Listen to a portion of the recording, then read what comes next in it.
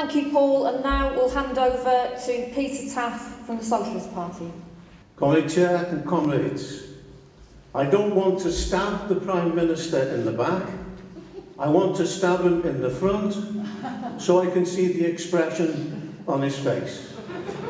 That's not a junior doctor or a nurse or Mick Cash's railway workers or members of the FBU. That's a Tory MP who's speaking. I'll give you another. Andrew Bridgen, who I had the pleasure of debating with at the Oxford Union a couple of years ago. And when he was asked to sit next to me, he said, I'm not sitting there because he is the enemy. And he was right. And in the debate we showed that because we actually won the debate and managed to convince the Oxford Union that capitalism was responsible for the poor in Britain and on a world scale. But he has some heartening words for Cameron.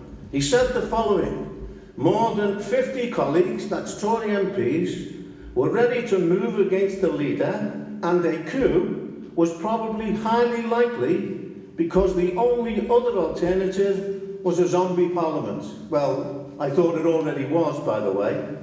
This is proof, if proof was needed, of the chronic weaknesses of this government. It could be brought down if Remain triumphs in the referendum. It wasn't just us who saying this, but John MacDonald, in the debate in the Daily Mirror, which hosted by the Daily Mirror, said the one advantage of Brexit is that if it triumphs, then David Cameron will be defeated. As one of his own MPs said, he would be toast. Why then are the summits of the Labour movement and unfortunately trade union leaders and unfortunately Jeremy and John throwing a lifeline to the hated Cameron and Osborne government by supporting Remain? This is at a time when the wheels are coming off the Cameron-Osborne chariot.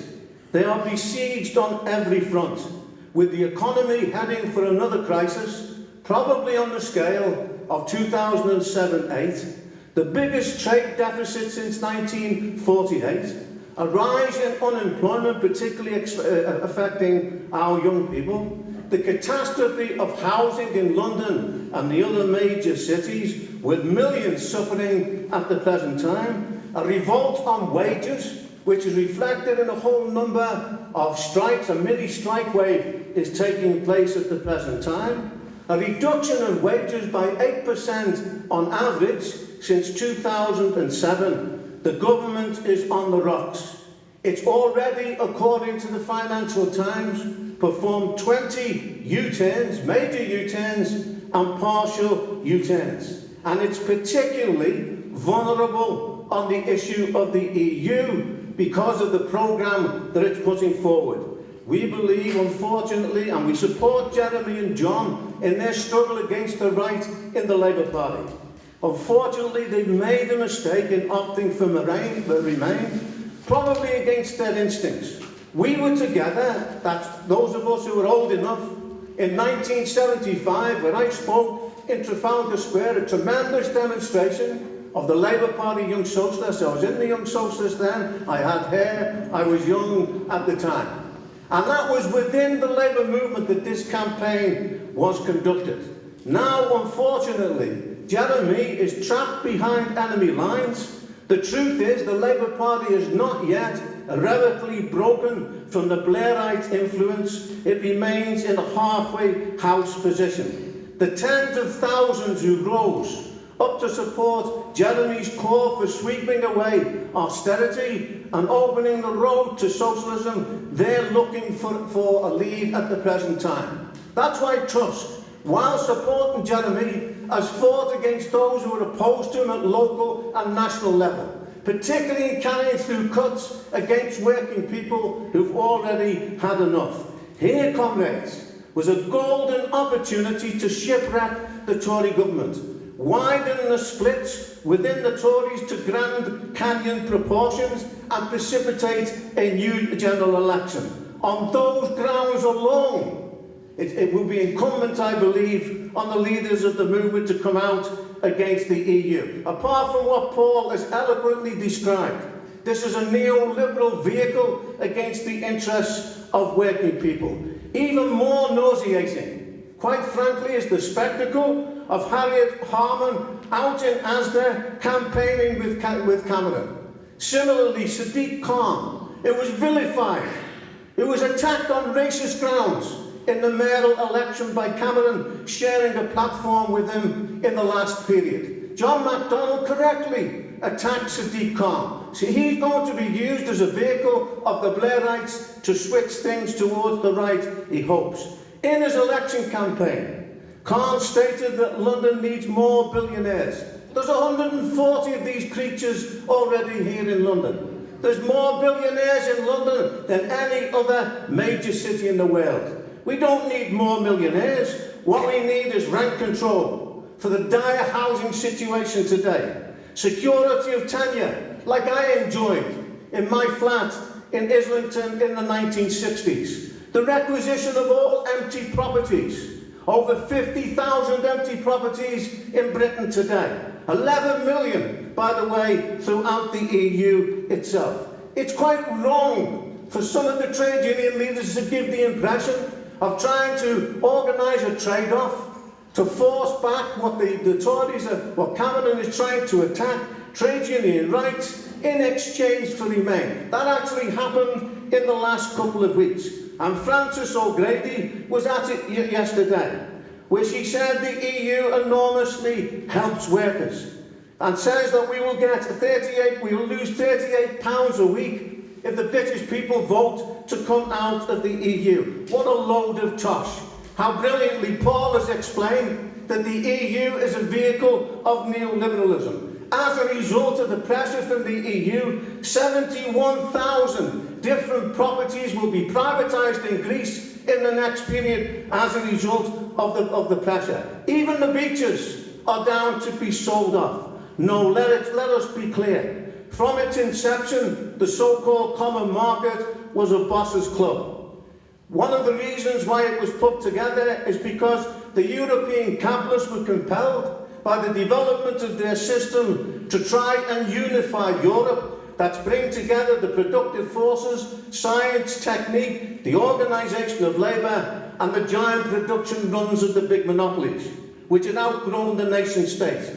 But it's impossible for capitalism to unify Europe. We are not narrow nationalists.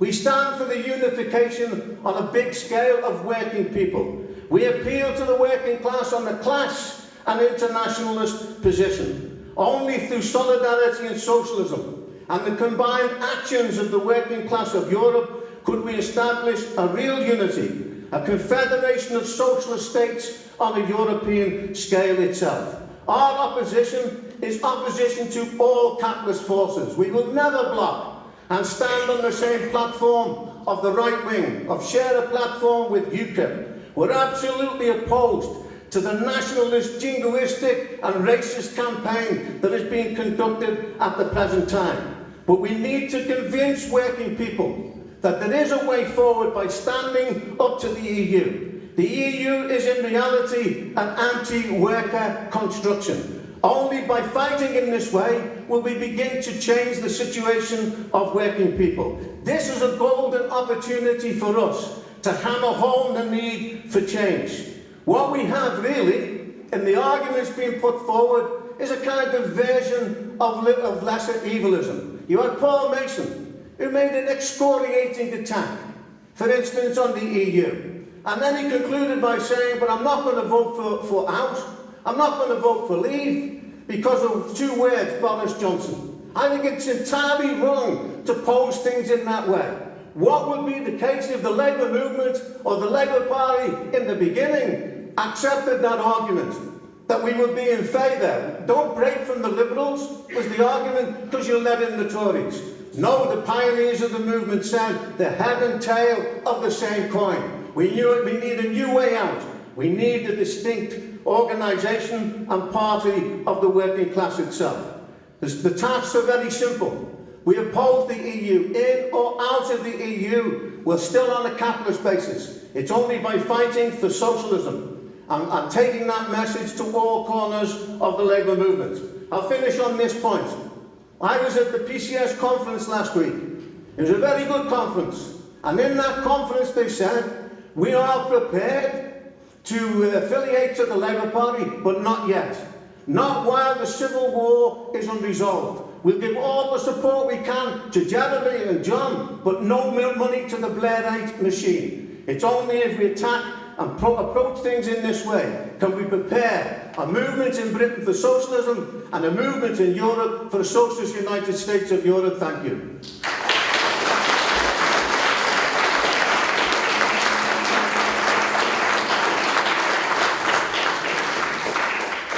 Thank you, Peter, and I'll now hand over to Mick Cash, the General Secretary of the RMT. Thanks very much. I hate these things, by the way. They're a bit of a distraction. Can you hear me without it? No, you can't. All right, I'll have to use it then. Thank you very much, now. Not a lot, but there you go.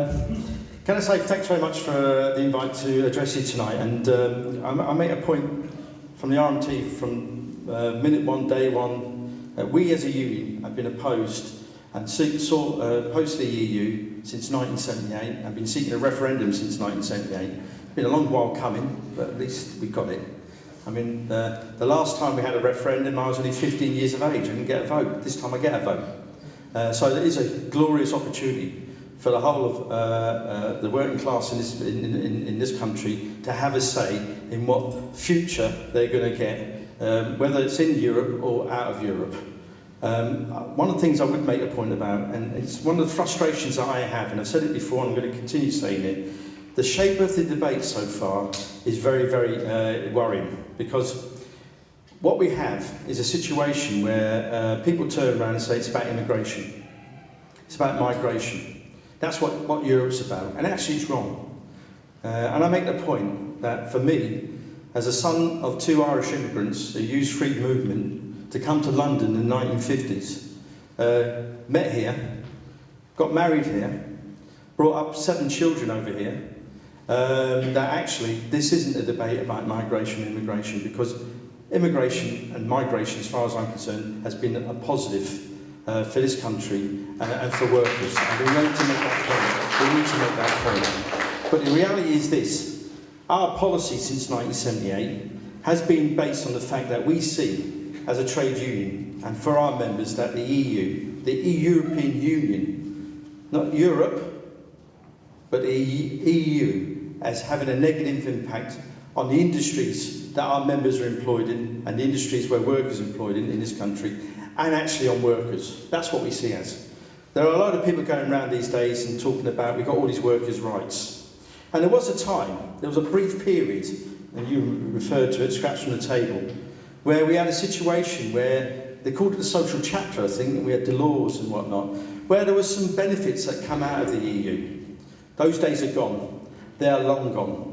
And those who keep arguing about we're going to lose workers' rights, we're going to lose benefits, we're going to lose everything if we come out of the EU, are living in yesterday's world. They're living in a time warp. It ain't there anymore. Europe has moved on. It's moved on to a neoliberal agenda. It's moved on to a pro-privatisation agenda. It's moved on to austerity. It's moved on to actually deregulation, which is all to the disbenefit of ordinary working people. And that's the message we've got to get across, and we should get across. Equally, should make sure that we all make the point that we're pro-European, we're pro-international solidarity, but we're anti-European Union.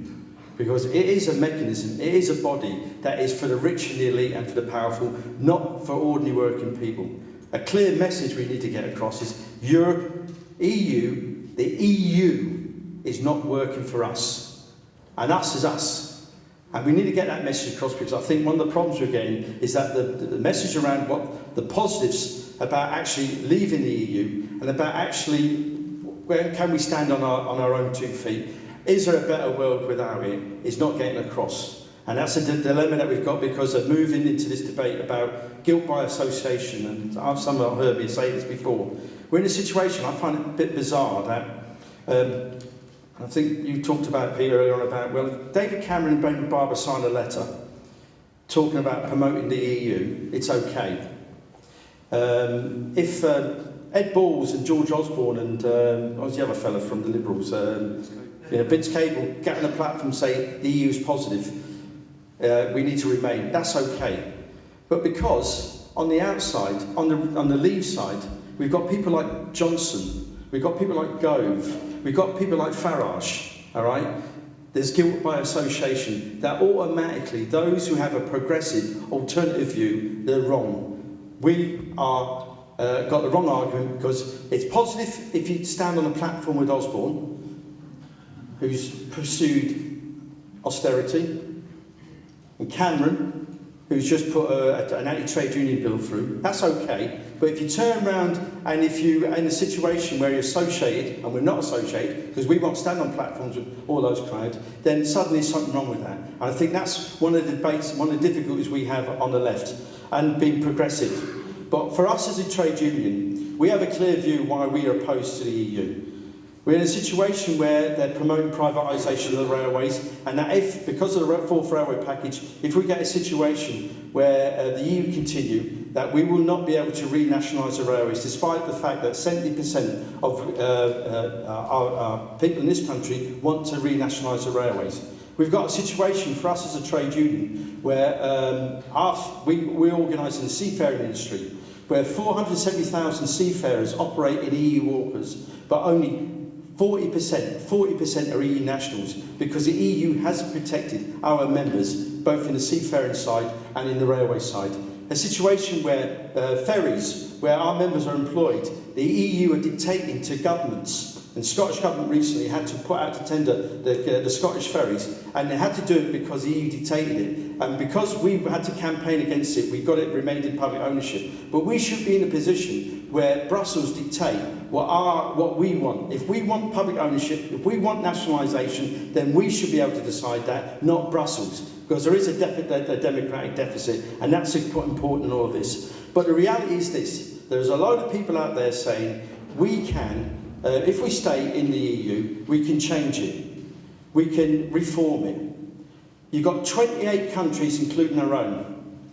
28 countries, including our own, who turn around and have to agree on a whole wide range of changes that we want to get progressive policies. So there you've got a situation where Jeremy Corbyn turns around and says, right, I'm the leader of the Labour Party, we vote him in 2020, and people are thinking about what happens if there's a vote now and which government's going to be in place. But say you do get a Labour government, a progressive government in 2020, and you want to have progressive policies. A bit like David Cameron did recently. Remember it? To get this referendum, he went and got 4 or 5 different items. I can't even remember what they were, but they're a fig leaf to get the referendum. And he turned around and he had to go around almost every government in the EU to turn around and start asking, can you please support me? A bit like Oliver Twist. Please, sir, can I have more? Wouldn't get it, didn't get it off him, because they would not give him the ability to turn around. Our Prime Minister, I didn't vote for him, by the way, but he was democratically elected, regretfully.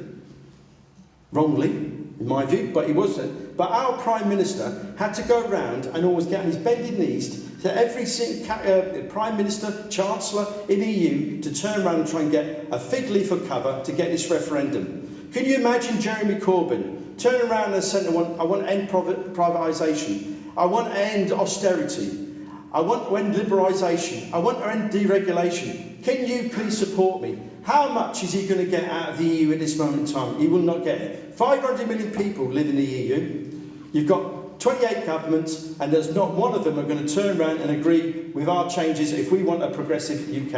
And the reality is this: if we do not vote to leave in 23rd of June, we're going to be in a situation where we will never get progressive governments and never get progressive policies. We will continue to see privatisation, we will continue to see deregulation, and that is why the EU ain't working for us, and that is why we've got to leave, and that's why we've got to make sure our members vote for leave, and workers across the country vote for leave. Thank you very much.